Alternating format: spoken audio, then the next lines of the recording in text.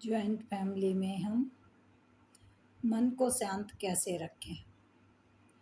संयुक्त परिवार जो होता है उसमें पूरा परिवार इकट्ठा ही रहता है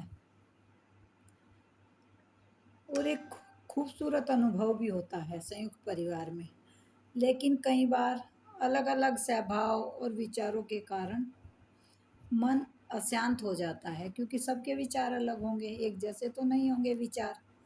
तो इसलिए जब विचार अलग होंगे तो थोड़ा सा मन कभी कभी अशांत भी होता है।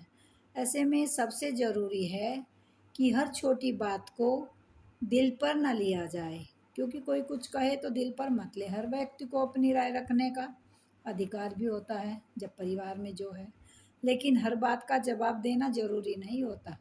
कुछ बातें साइलेंट रहकर भी कही जा सकती हैं।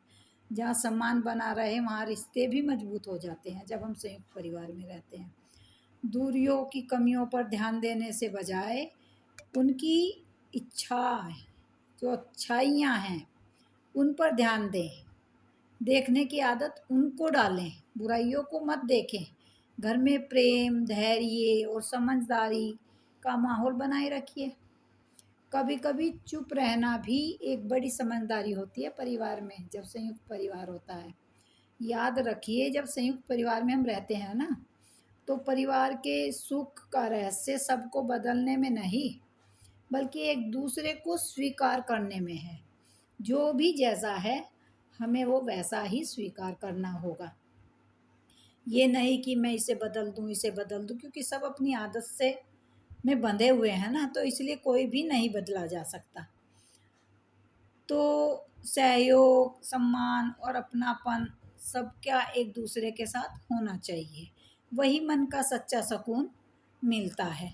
रिश्ते जीतने की कोशिश कीजिए, बहस नहीं करनी किसी से भी। अगर हम संयुक्त परिवार में हैं, यही संयुक्त परिवार में मानसिक शांति का सबसे बड़ा मंच होता है।